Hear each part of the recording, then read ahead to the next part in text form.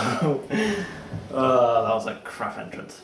What is up, guys? I'm here again doing another shoe review again for you today. We are back with another one from Team Puma. I had a couple people asking me to do one on these. It is in fact my old, terrible, wrecked pair of Puma Suedes. I've owned these shoes for about a couple years. Now, for anyone out there who might be looking at the Puma Suedes and acknowledging how now they are one of Puma's more cheaper options, they might be looking at the Puma Suedes and expecting them maybe to be similar to Adidas Gazelles and other kind of suede canvas shoes, and they might think they'd be good for freestyle. But the question I want to address today is, are Puma Suedes good for anything in freestyle at all? Let's get on with it. The Puma Suedes are one of Puma's most iconic designs, and I know that it's the benchmark for a lot of their other shoe designs, such as the archive lights and the glide lights. So yeah, the main material of these is suede,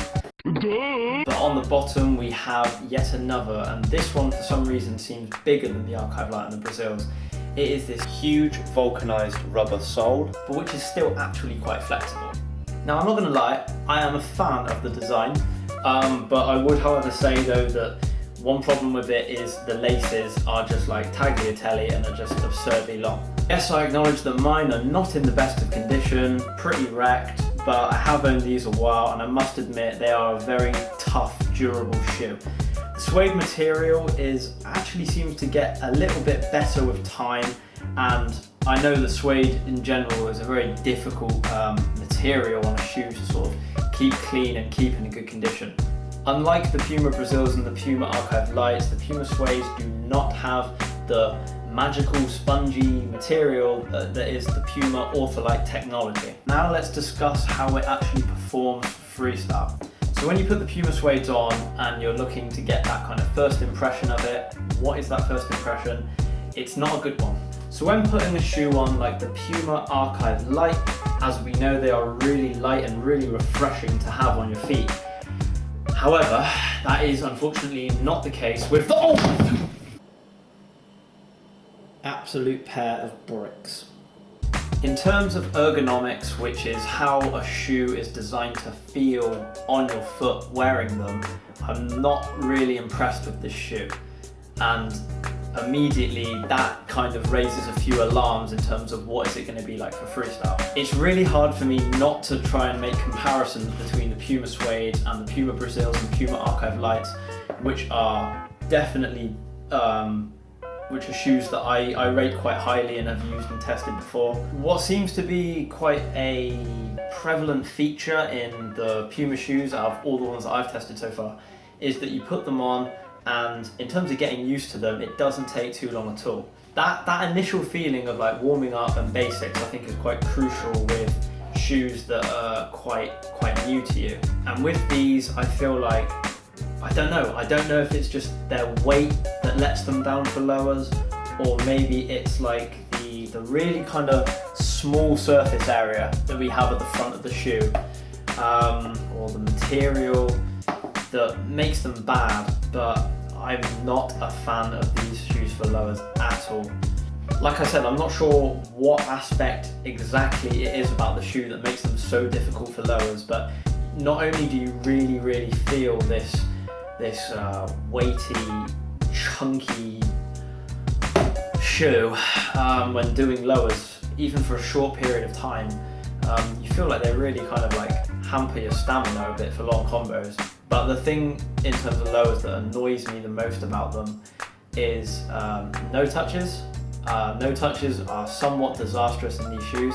It took me ages just to get a no touch combo, which in other shoes wouldn't really be a problem. But no, something that I've really noticed about these is how hard it is to do tricks that require you to generate height.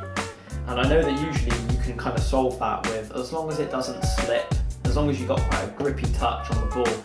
But no, this really wasn't the case. Like, the examples I'm going to use are both Magellan and Palais trick. I do them quite a lot. And in the Puma Suedes, they were just 10 times more difficult than usual. I'll give credit where credit's due though, is that the suede material actually gives you a much more raw and like grippy touch than my Puma Archive Lights, which are made of the mesh material. And I expect it's probably kind of a similar feeling to the Adidas Gazelles. Okay, but believe it or not, the Puma Suedes aren't all that bad. If you are a blocking freestyler, then I can see why these would appeal to you. I think that the suede material is very good for blocks. It's not slippy, the ball doesn't get away from you so much, but the actual design on the soles of these shoes have like little grooves and lines, and I don't know why, but I feel like that tiny detail actually does make a little bit of a difference. Even really simple, small block combos seem so much easier. Another thing that I really liked about these shoes were the soles. Now, while the design of it isn't as appealing as that of the Archive Lights, these were really good for sole variations, I found. You're able to, like I've said before, I think it's important that you're able to manipulate the shape of the sole to help the ball stay on a particular point of the sole of your foot, and with these that is definitely achievable. However, a little bit of a catch-22 situation going on is that I use Dragonstore as the example.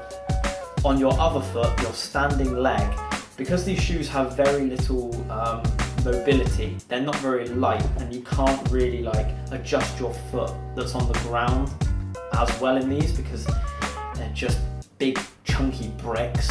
Well, that doesn't really help for when you're like balancing on one leg doing a Dragonstore, even though the foot that's actually touching the ball is doing a pretty good job of holding it. I was not won over on these shoes for sits. They are nowhere near as good as the Puma Brazils or Archive Lights for sits, it has to be said. It's definitely something about the shape of them at the front which I really just didn't like. Even when your foot is in the shoe, you've got like this big, I don't know if you can see it, like a dip, and that was just annoying.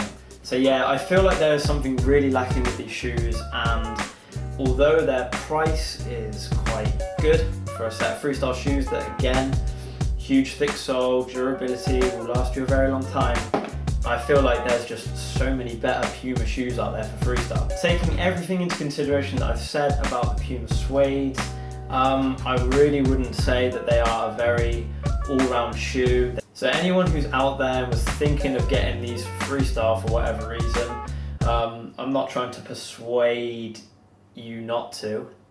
But overall though, I really would say that there are better Puma shoes out there for freestyle. Glide Lights, Archive Lights, Brazils, the list goes on. These are just, they're heavy, they're chunky, they're wrecked, and overall I would have to give them the shoes down, don't buy. If you are a blocker, I think there is some potential in there for you with these shoes. So yeah, thanks for watching guys. If you enjoyed the video, then give it a big old thumbs up.